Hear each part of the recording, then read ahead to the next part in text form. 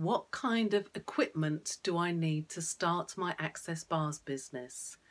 So a lot of the times, you don't think about the kind of equipment that you might need, because one of the great things about bars is you don't need any equipment. You just got your fingers, various points on the client's head, and that is running your bars. So it's so fabulously flexible that you can literally do it with someone sitting in a deck chair and you just sitting behind them, or any kind of chair, with you either sitting behind them or standing, or even sitting on the floor. You could be sitting on the floor, they could be lying there on a yoga mat or something, and have a pillow with their head in your lap.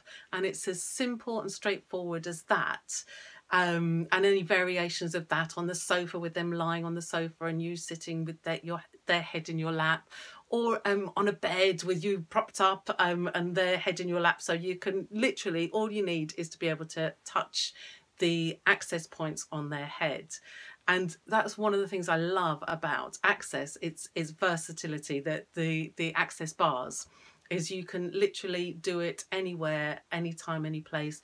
You know, for a child, while they're sleeping, you can just be behind them running their bars as they sleep. Particularly for fidgety children or whatever. So what kind of equipment do you need if you want to set up as a professional business running bars for money? Of course, all the scenarios I said before, you can charge for those, you know, don't get me wrong.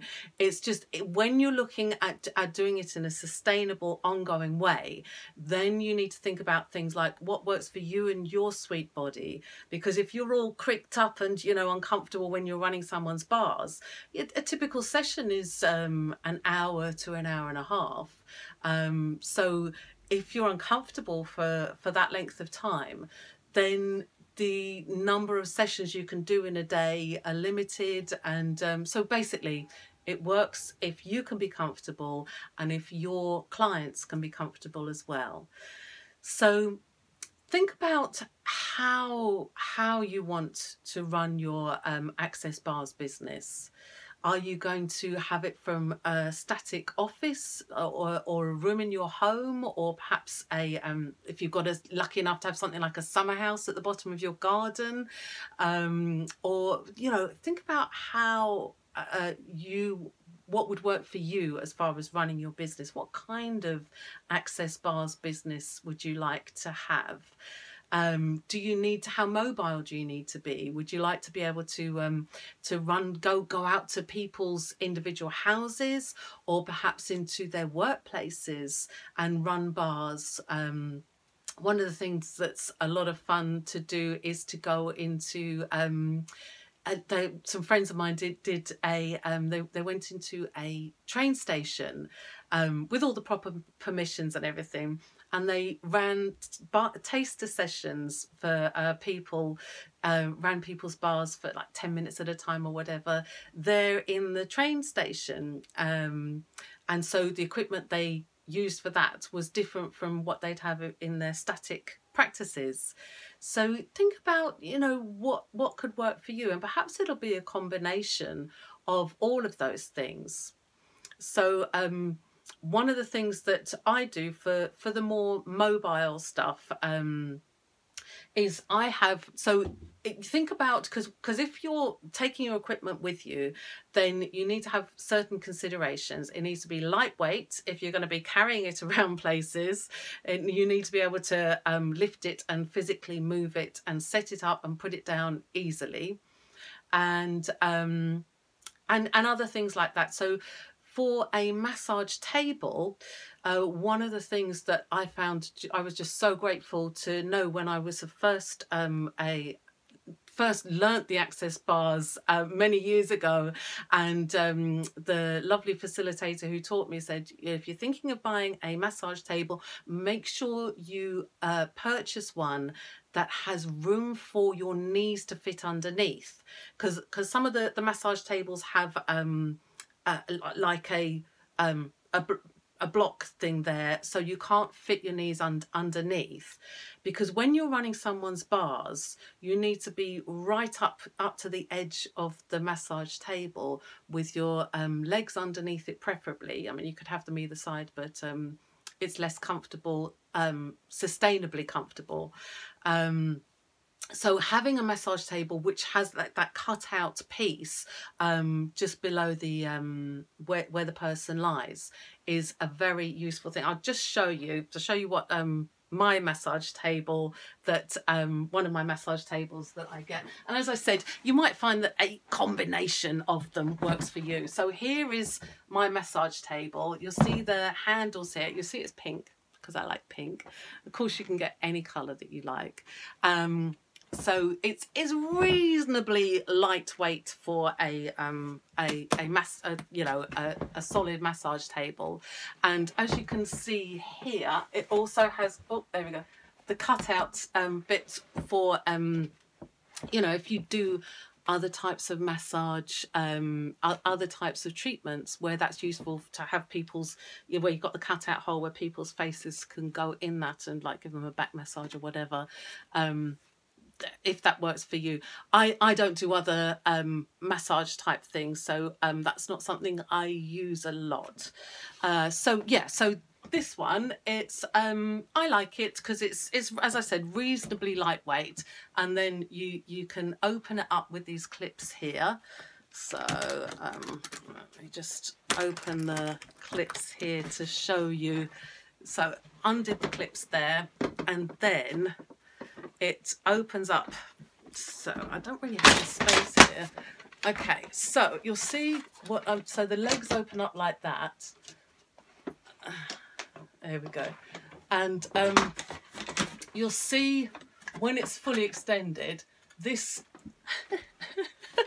this cutout bit here, my knees fit under there, so that makes life a lot more comfortable for me, and it makes life easier. Yeah, and so also here it's got adjustable legs, so I can adjust the height of the massage table, which is a handy feature to have as well. So there we go, that's one of the massage, one of the options I use. And then if I'm doing things like running bars in public or in events and stuff like that, where you have to have stuff, so that massage table, it's reasonably, it's quite heavy, but it's reasonably portable. So if I've got my car with me, that kind of thing, I can pull. That massage table's portable in those circumstances, but I wouldn't want to be carrying it on public transport or lugging it around too much. So another option I use is it's basically, oh sorry, and so those massage tables, they're you can find them online. You can find a great deal. They're around about 50 to 60 English pounds. That's I think that's what I paid for that a few years ago. I think they're roughly that. You can spend an awful lot more, and it depends, what you want it for. But for just access bars, that one I find to be great. So this is a normal garden chair. So it's literally like a what's it called? Deck chair style garden chair, and it's really lightweight, and you just literally open it up like that. It's very low on the ground and lies back. It's got a good lie back feature there, so someone can sit in that very comfortably, and I can literally be sitting or standing behind them and run their bars. So as you can see, it's really lightweight, really folds up to just a flat piece. So it's very handy for events and where you need to be more mobile. So like for instance, stuff like if you're running bars in a park, or in a what's it called, beach, or somewhere sort of outdoorsy, or in a more of a public place, that something like that I find to be very useful. So that's what I wanted to talk to you about. Think about what works for you, what type of business you're going to create, whether you need to be more mobile or more static is okay, if you have other treatments that you want to deliver, and if your massage table needs to accommodate those as well. And yeah, what would work for you and your clients. So thank you for watching, and I look forward to seeing you in the next video. Niki Duffy, choosingfortoday.com. Bye.